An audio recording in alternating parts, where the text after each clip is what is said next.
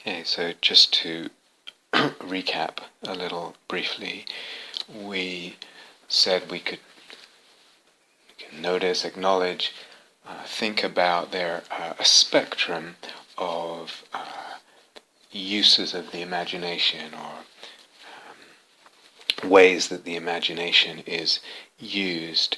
And so, for example, there is the kind of unskillful, unhelpful use of the imagination in prapancha, and then there's many kinds of good, useful, important ways the imagination can be used, that are actually part of developing practice.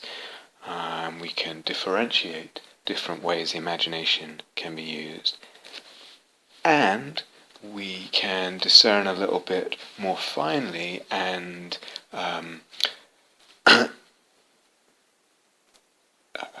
understand what we mean by imaginal, the imaginal imagination, if you like. And in doing that, in pointing to some of those features, attributes, aspects of the imaginal, this will be useful not just for the understanding and the logos and the usefulness of the conceptual framework, but also in terms of igniting practice. These discernments can function, I'll explain how later, as keys to ignite and deepen imaginal practice. So on that spectrum we talked about, for example, the use of imagination with mindfulness. What's often not there when there's papancha, of course. So mindful imagination, for example, in metta practice, compassion practice, we're deliberately and mindfully using the imagination, skillful, for skillful ends. And we can have mindful embodied imagination and healing imagination, again with mindfulness, with body awareness, all kinds of possibilities there. Light shining onto the body or in the body where there's illness or injury, or all kinds of possibilities. But these examples, the mindful imagination and metta or compassion, embodied imagination, healing imagination, they are not necessarily imaginal. They're maybe very, very helpful, important, necessary parts of practice, very useful, very beneficial, but they're not necessarily imaginal. Often they are not. They may be imaginal. In other words, it's possible to be doing using the imagination in a compassion practice, and it becomes imaginal, or it is imaginal. And the same with healing images. It's both imaginal and healing. So they may or may not be what we're calling imaginal. Actually, even a daydream, we can catch a daydream, and then there's mindfulness, then we stay with it and start relating to it in certain ways, and it becomes imaginal. So these may or may not be imaginal. And I sort of rattled very quickly through a list that of attributes, of aspects, of the characteristics of what we're calling the imaginal. That list was not intended to be exhaustive, and it certainly wasn't exhaustive. Nor was it intended to be too rigid or too neatly delineating between these different elements or aspects of the imaginal. So not too rigid, not too neat and sharp, these distinctions between these elements, and it's certainly not an exhaustive list. So for example, and we talked about the imaginal, you could sum up what the imaginal is more about the way of looking than about the object per se. But that way of looking includes some degree of lessening of fabrication, in the way of looking, that it's fabricating perception less, even if that's very, very slight. Also in the way of looking, so I'm actually mentioning some elements now that I didn't mention in the list yesterday.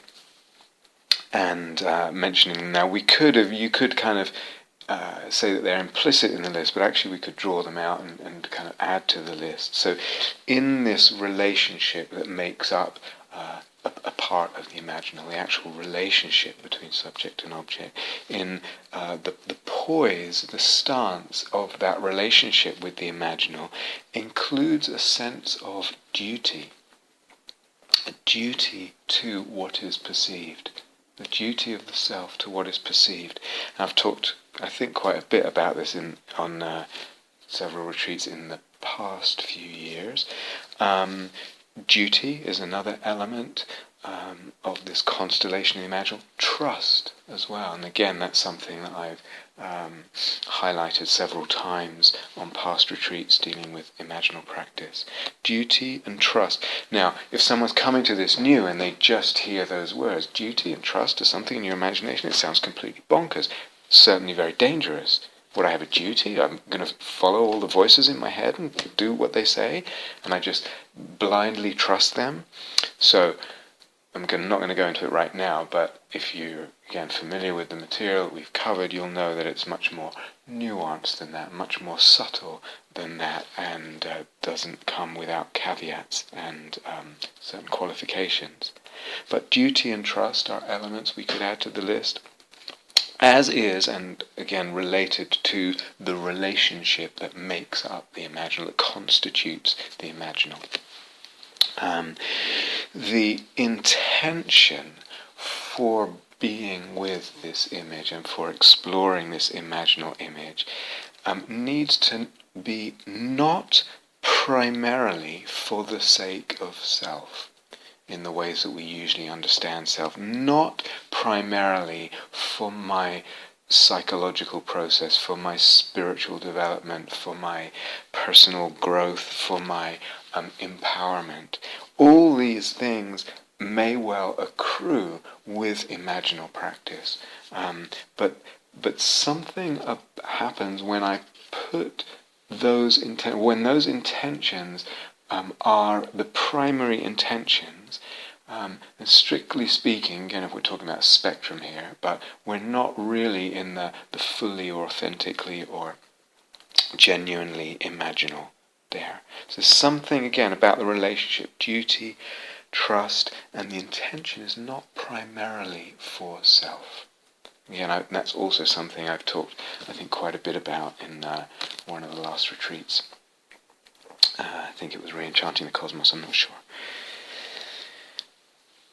So not an exhaustive list, not too rigid list, not so neatly, sharply cut up between the elements. But most of these elements will apply to so-called, I wish I had a better word, so-called intrapsychic images, imaginal images, and the perception of this a material object or other person or the world or the self, an imaginal perception of that. This world that we move in, that we agree in, seen imaginally. So this list applies to both because, again, the way we have been and still want to use that word, imaginal, means more than just intrapsychic images, more than just I close my eyes and something appears in my mind's eye, etc. Or I hear something, or whatever it is. And as I said, we'll come back to this, but a better term, more helpful term for some people to really make that aspect clear, that it's not just intrapsychic, is this sensing with soul. We'll return to that.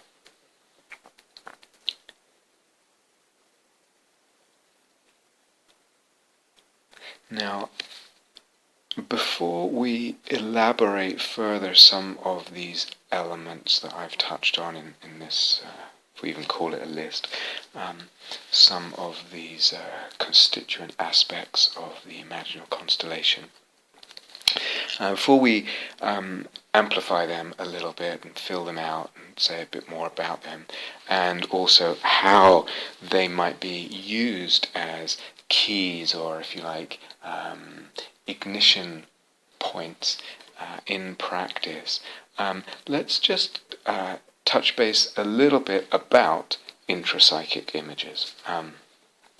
And just say a few things about practicing with them. A number of people have said to me over the last few years, I don't get images. Oh, but I don't get images. It sounds really interesting, but I don't get images. So I have talked, again, this is also something I've talked about in the past. I can't quite remember where. I think it might be in the talks entitled Orienting,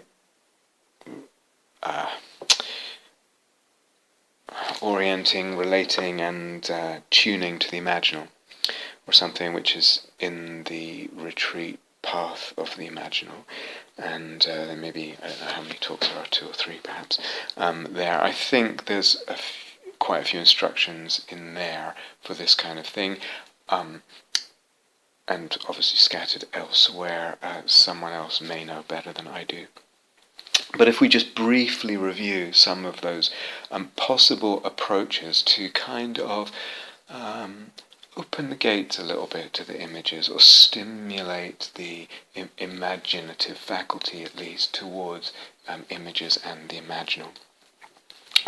So, and again, just rattling through some possibilities, because we're really reviewing briefly. There's the possibility of samadhi, some degree of samadhi, dipping into that, whatever ways work for you, dipping into that. And again, I mean by samadhi this whole body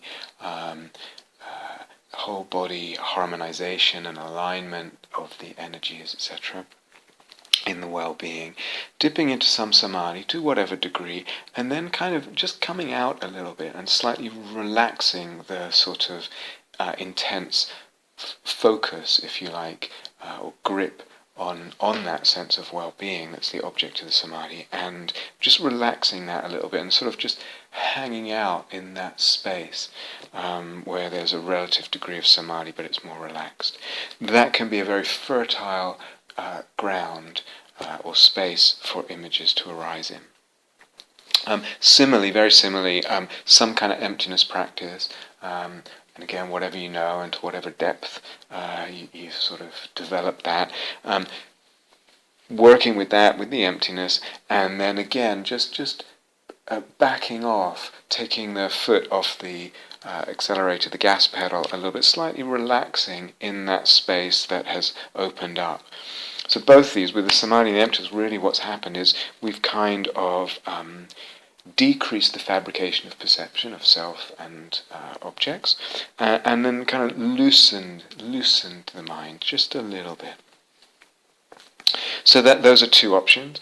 Another is actually to recall a dream figure or a dream scene that has touched you or felt potent in some way. Often it's easiest right after the dream, or pretty soon after the dream, say in the morning or something, when it's still alive and the soul resonances are still kind of accessible when you recall the dream figure, and taking up the dream figure as an object of meditation, or entering into a meditative exploration of relationship with that dream figure. Or it might be a previous imaginal figure, something that has ignited for you and felt fertile as an imaginal image in the past. And absolutely, you can just deliberately bring back that image and work with it again. Reconnect in that relationship. See what else needs to happen, or just find yourself again in the same kind of territory. Maybe something different wants to happen.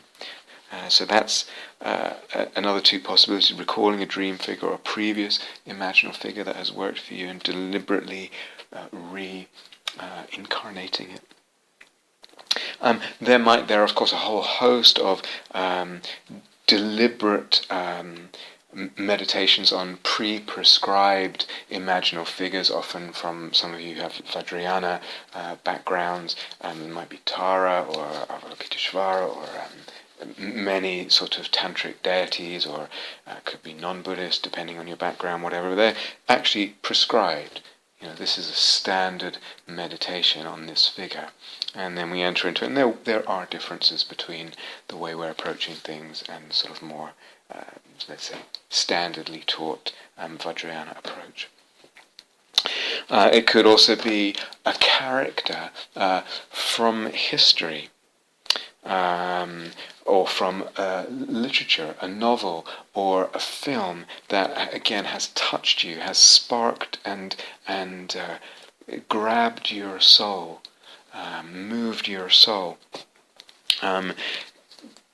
Again, I've spoken in the past, Nelson Mandela, John Coltrane. I mean, there are many for me, and some purely fictional characters that are potent as images. So that's, again, very, very beautiful way in. It could be an actual living person that you know or know of, a friend, a teacher, something else. Can be even a family, someone in your family who is alive as image for you. Someone was telling me of her grandchildren, and the delight there, and the eros there, and how they came alive as imaginal figures there. So someone who you know who is alive as image, as imaginal image for you. They're already alive, and then you take them, even though they might not be present with you in the room at that time, you bring them, you elicit them, you conjure them in the consciousness and meditate on them as an imaginal figure. I'm pretty sure I shared a certain technique which was useful to me for quite a while. It's actually imagining deliberately myself descending a staircase. Oftentimes it would be a stone or spiral staircase down into a kind of cell. It was more like a kind of prison cell, and then waiting there in the dark. And oftentimes different images would appear in that cell. Very beautiful, very, very fertile. Or perhaps beneath the foliage of a tree, big tree, a little tree, a beautiful tree, and sitting or standing under the leaves and the dappled sunlight and the shade there, warm or cool or whatever it is, and in that space, that enchanted space, images can enter or arise, or certain encounters can take place, etc. And again, really, really, really not to overlook the possibility that often when the emotions are quite alive, either in a difficult way, when there's a difficult emotion, when we're struggling with something, or in a lovely way, when there's some very beautiful emotion, there's the energy in the emotionality that can constitute an image. We just have to hang out, open to be with, find ways of being with that emotion, difficult or lovely, in ways that can give birth to images. So I'm hanging out there, open to, connected with, intimate with the energy body, etc., and sensitive to and caring for, and receptive to what arises out of that kind of vortex of the emotions, and what arises as image, or may arise as image. Really important possibility. And then we can also, for example, deliberately imagine the body in a certain way, or with regard to the body. So I can deliberately play with imagining my body as a body of light, perhaps a certain color, or a body of fire, or fire emanating from my body, or as Catherine did a beautiful guided meditation on the last retreat, the body as the beloved other, and then entering into that body as beloved other with all the senses and all the sensitivity and receptivity. So there's all kinds of possibilities, and I really encourage you to try some of these if it feels like you're one of those people that says, I don't get images. Now I'd like to actually give you an example of a very unremarkable image, to make the point that, because sometimes people say, "Oh, I don't get very interesting images," or "Rob, you describe your images and they're really intense and far out and kind of amazing and da da da." And I've tried on the past retreats to deliberately give both kind of far out images, if you like, or kind of intense sounding images on the one hand, and on the other hand, really not far out, not dramatic, very kind of ordinary sounding images, to really emphasize the fact that, in a way, the remarkability or unremarkability of images is really not that important. It's kind of irrelevant. It may impress your friends if it's something remarkable, but in itself it doesn't mean much at all. So not too long ago, this is an example of an unremarkable image. I was sitting in meditation, and a visual image came up. It was fairly vivid as an image, but it was really unremarkable and very kind of limited in scope. And the visual images was of a black, I don't know what they call black suit coat, like the way kind of what a businessman might wear, a sort of overcoat on a suit, a black suit coat or overcoat, whatever they're called, and it was just its lapels. It wasn't even the whole coat. It was just the lapels, and the white shirt underneath with a kind of dark tie there. And so it was just that for a while. And of course, initially one thinks, well, that's not very interesting. And it wasn't like there was a particular great upsurge of soul resonance or emotion. We were just hanging out with it. Hang out. Don't not too quick to judge. Just hang out. Just be open, be sensitive, be delicate. And so as I stayed with this, and it was almost like get more of a sense of the man who was wearing this sort of very standard sort of Western attire of a certain kind of style, I guess. And I get a sense of him. I don't really see him that much per se, but I just get a sense of him, and he's a kind of a research scientist. And in his inside pocket to the coat he has papers, and they contain a theory, and he's traveling around with these papers and studying and contemplating this theory on his travels. And sometimes he's alone, and sometimes he's moving around. It's probably, I don't know, it's some kind of Western country in Europe and fairly modern, sometime in the, let's say, 19th or 20th centuries. And he's sometimes alone. Sometimes he meets with others who are kind of similar to him to discuss and share and study these papers, this text together. So there's a very small kind of group of guys bound together by this intense focus and passionate involvement and devotion to this study. So all this is a kind of a sense I get, that it's not like I really see all this happening and there's a whole like watching a film of him going and meeting all these guys. It's sort of visual, but certainly not a dramatic visual in any intense way. It's more just a sense of like what he is and what he does and what he's about and his story. And I also get the sense it's not even that they think this theory represents or even seeks the truth, like this is the truth, now this is the theory of the world, or whatever it is, in some kind of simple way. There's something about this theory, it's as much a creation as sort of as if, or an art, and there's also something kind of religious or spiritual, if you like, about it for them.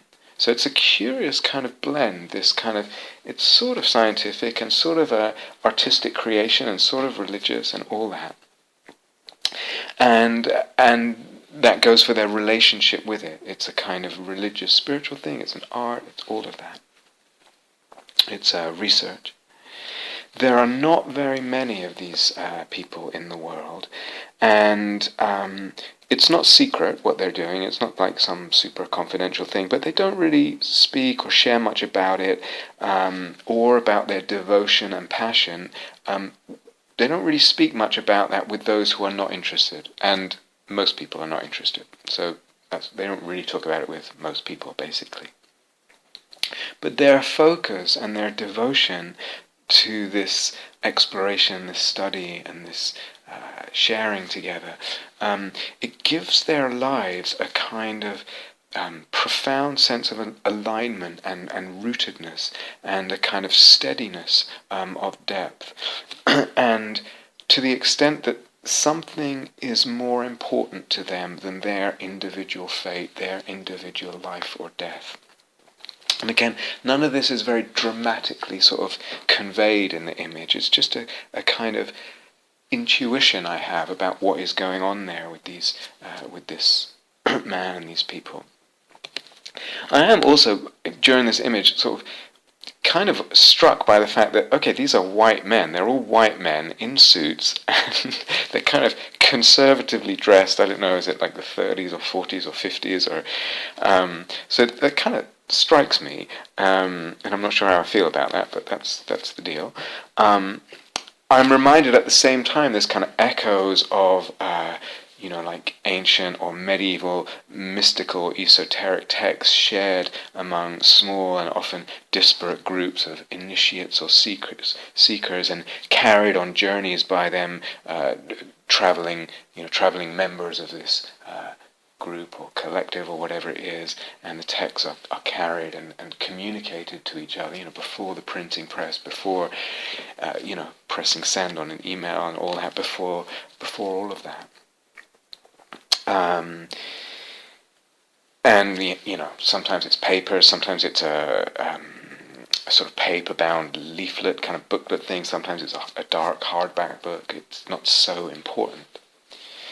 So the reason I'm saying all that is, it doesn't sound very interesting. I imagine it doesn't sound very interesting. It wasn't visually as an image. It was a visual image, but there's a lot that wasn't visual in it. It was more like an intuitive sense of who they were and what was going on there. It wasn't visually, it wasn't that detailed, it wasn't that rich or complex visually. And the effect on the energy body was definitely not dramatic. Sometimes it can be really dramatic, the sense of alignment or release or energization that comes into the energy body with an image that really resonates with your soul. So it really wasn't dramatic, but it was there. There was an effect on the energy body. I can't remember actually, but I can't tell or decide, was I in the image as one of them, or was I kind of outside just watching them and in a kind of soul relationship with them? So very unremarkable, and probably not very interesting if one tells one's friends such an image, but imaginal nevertheless. Why? Because of the soul resonances it had for me, which were quite subtle. Again, not dramatic, not fireworks, not shooting flames and all that business. The soul resonances and the kind of reciprocal, infinite echoing and mirroring of the image and the imaginal characters with, if you like, currents of my life, currents of my soul. Some of you will obviously recognize that in the image. But the point is, images don't need to be dramatic, intense, vivid visually, or remarkable, unusual, far out, etc. To be imaginal. On the other hand, we can have a very remarkable, vivid, intense and dramatic images that are not imaginal. Yeah. So here's an example of one like that. I'm sitting in meditation and suddenly a snake appears, and it's very vivid. It's a very vivid visual image and kind of very intense. Its presence is very intense, right there, like its head or its hood, like a cobra, is right kind of face to face with me. But I can't quite relate to it somehow. It actually doesn't feel imaginal. What's not there? A sense of beauty, a sense of meaningfulness, a sense of dimensionality, divinity. These are not obvious. Nor is my energy body kind of signaling a soul-making engagement. So I'm a little bit puzzled, but really struck by the vividness, and I sort of ask it, but not necessarily as a whole formal question. I try and get a sense, what does it want? What do you want? Or in relationship to it, what do you want? Again, that doesn't need to be a formal question. Sometimes that can be a little too clunky as a sort of technique. But and the snake says something like to burn you or to burn through you. It wants to burn me or to burn through me, which means to hollow me out through its fire breath. It breathes fire, the snake, which it then instantaneously does. So that's a really dramatic, intense thing. Suddenly this vivid image, and it wants to burn through me, and then it just does that, and I kind of disappear. So there you have pretty remarkable, very vivid, visually intense, dramatic. There's even talking going on, all of which can sound really impressive. But it wasn't imaginal. Another aspect that was missing there was love and also trust. Now, what happened over a little time, I think it took a few sessions, was I started playing with a few elements. This is the kind of thing we'll come back to later and amplify a little bit. Started playing with a few elements, or kind of gently allowing the possibility or looking for a few elements like love, like trust, or introducing them a little bit. And also aware of the dependent arising of the image. So we've talked about this before.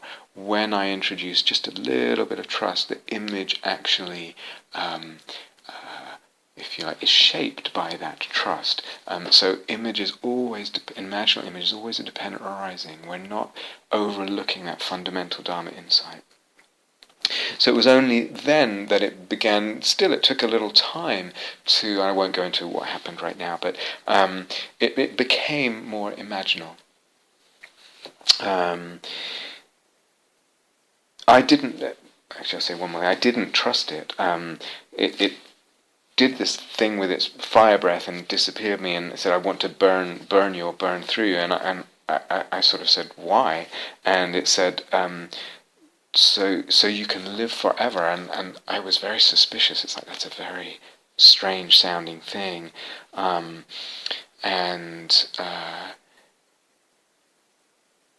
something about it I didn't trust. Actually, quite a number of things about it I really didn't trust.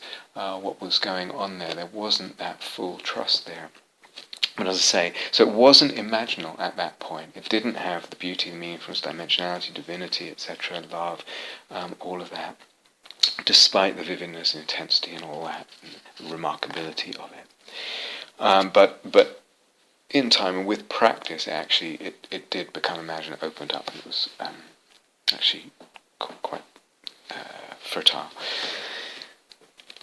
So again, I'm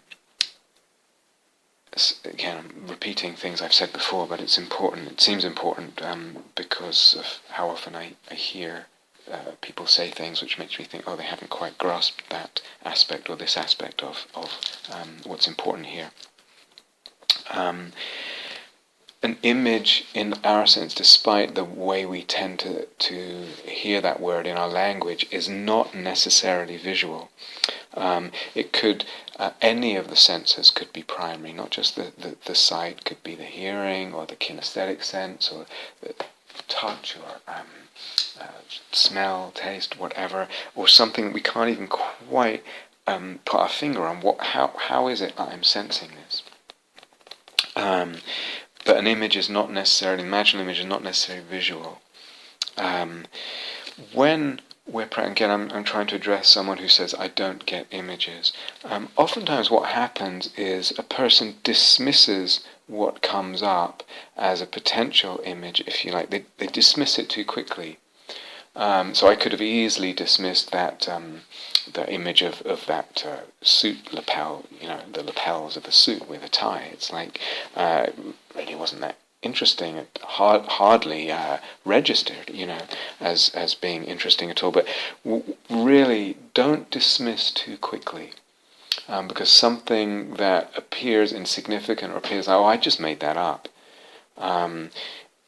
Don't worry about whether you think your ego has made it up, or whether it feels like it's not interesting, or it's insignificant, or it's just the tail end of a daydream, or whatever.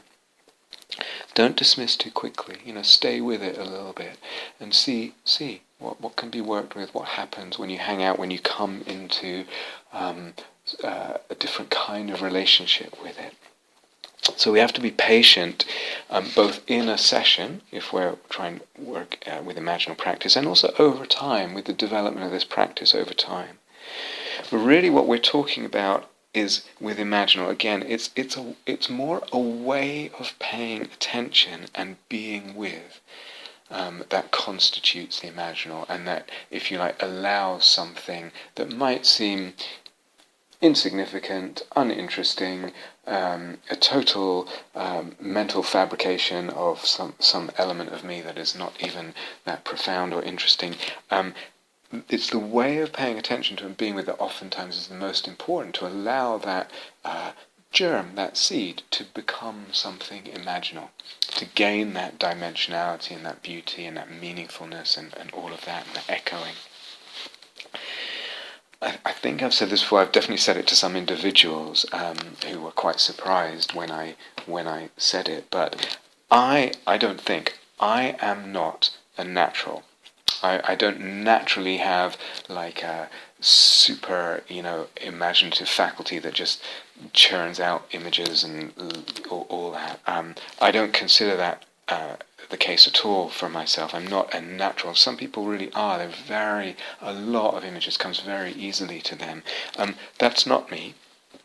But what I can be, and what I was in the initial stages of developing this, and I still very much feel that I'm developing this, that I'm learning, that I'm expanding. What I can be, and what I was, rather than being a natural, if you like, was I can be patient, I can be dedicated, I can be curious, I can experiment and play, and I can notice, oh, that's interesting, when I experimented like this, that happened, oh, that's interesting, and I can ponder. So bringing those qualities to bear, something gradually, it really took some time, and it's still very much developing for me. It's something begins to develop, to accrue, something starts to come together, a facility starts to emerge and get founded and flower and blossom and unfold and take you places. So it may well be, and if I think for myself, I think back for myself, it was the case that I did use certain, if you like, techniques, if you like, that I ran through briefly before, at first. This descending a staircase to a cell and waiting there, etc. All these things, recalling a dream figure, all of that. I did use that at first, and you might need to at first, if you're one of these people who says, I feel something in me calling when I hear about these, read about these practices, but I just don't seem to get any images. So go ahead, use some techniques at first. No matter what James Hillman said about that, I would judge it by the results, rather than being suspicious of your ego, or suspicious of technique. Techniques at first might be helpful. What we're looking for is the soul-making. We use the soul-making as the indicator. I sense that I'm on the right track. I can smell it. I can feel the eros, etc. I feel the resonances. But techniques at first, and then in time it becomes more just a mode of being, if you like. The imaginal is opened by the mode of being that we just move in and out of with kind of less fuss and big deal. It's something that we just kind of glide in and out of in our lives. It becomes more of an art rather than a technique. It's more a matter of attunement, receptivity, flexibility, play, discovery, all of that. But sometimes we need the techniques at first. Some people need, like myself, need the techniques at first, or different approaches that you might discover for yourself, to kind of get into the territory a little bit and then develop it. And even if they're not, as we'll go back to this thing, like fully imaginal, genuinely imaginal, as we said before, it's like gets you into the territory, and then you can start working with that, as we'll fill out more as we go on through this first group of talks.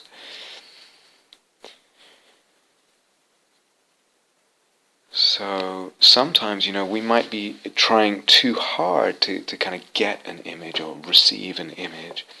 And maybe what's needed is we just need a little more sensitivity and attention, without pressure, sensitivity and attention to perhaps a pain or a lack or confusion we're feeling. And we do that with the energy body, or just paying attention to the energy body and just dwelling in the energy body, as we've emphasized on the retreats, just hanging out there.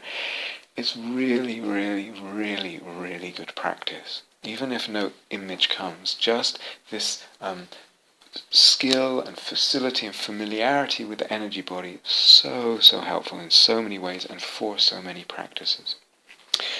And sometimes we're trying too hard to get an image. Just let it go. Let that whole attempt go, and just go into some samadhi. To just develop the well-being, nurture the well-being in the energy body, whatever way you know how, or some emptiness practices if you know those. Anyway, as I've mentioned in the past, we want to alternate. No one's going to be doing imaginal practice all day long. It's not that the balance will be off there. So we want to move in and out of other practices which really put down images, let them go quiet, let them fade, come into something simpler, some samadhi, some emptiness, some basic mindfulness practice, etc. Maybe sometimes what we need to do is trying too hard for an image is just loosen the mind and let it drift for a while. Yes, let it drift. Just let it drift. Just with a light mindfulness, just let the mind kind of drift a while. And sometimes out of that an image emerges.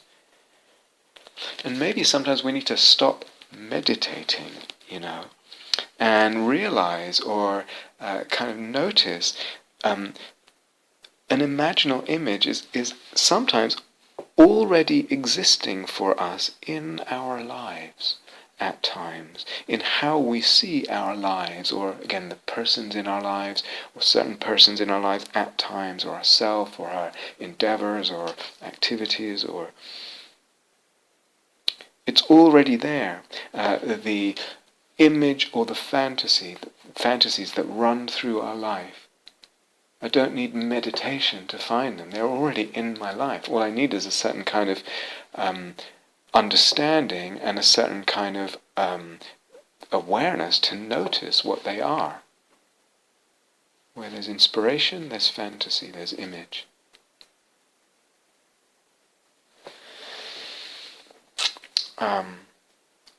Where there's love, where there's dedication, there's fantasy, there's image.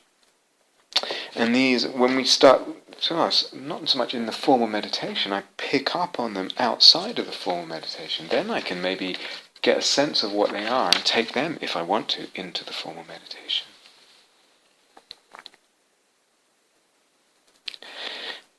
And you here now can also be seen imaginally.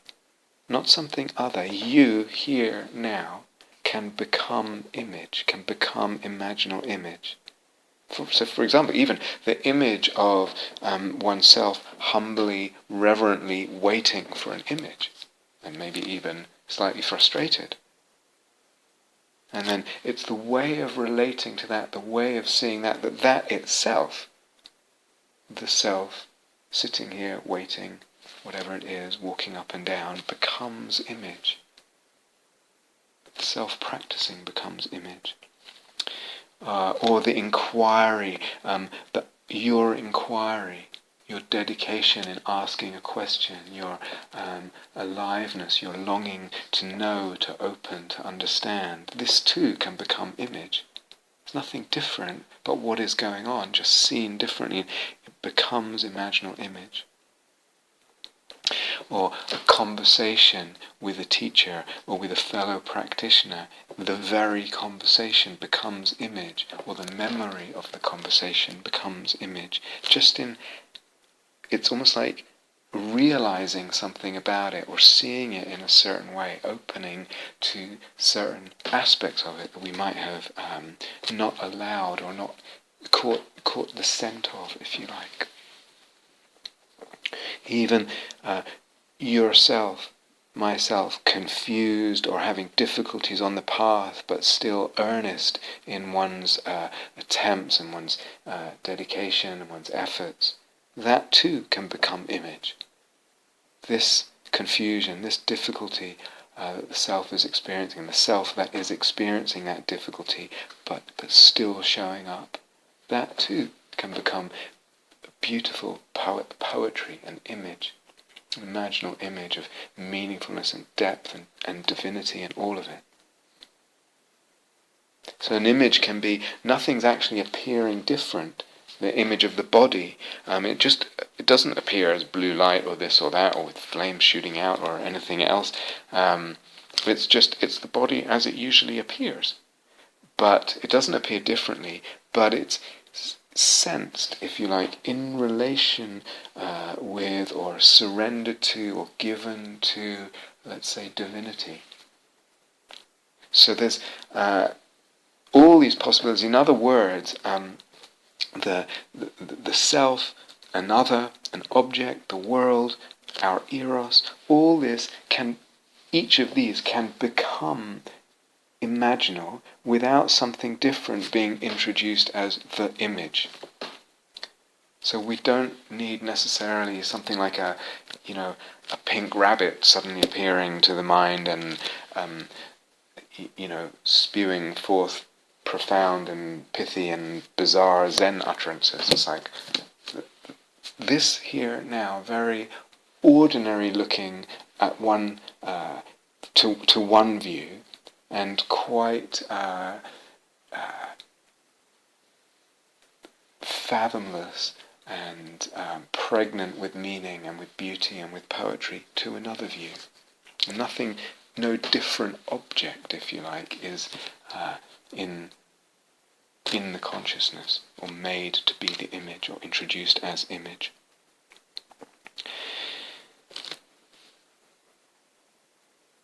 When there is humility and the softening or opening of the heart, when there's even just a little less fabrication, when there's a certain looseness and openness of the perception and the perceptual grasping, if you like, where there's a delicacy of sensitivity, where there's the whole energy body awareness, all these together, and other factors, they support the opening to the imaginal. So it's less about getting an image than something in the stance of the being, in the mode of the being, in the way of looking, in the relationship with what is here now in the material world. Certain factors, certain elements, constituents come into that, and they together support the opening to the imaginal, the opening of the mundus imaginalis, the world of the imaginal. This here now is image, or it becomes imaginal. It can be imaginal when related to in a certain way. Thank you for listening. To learn how you can support the teachers and Dharma Seed, please visit dharmaseed.org.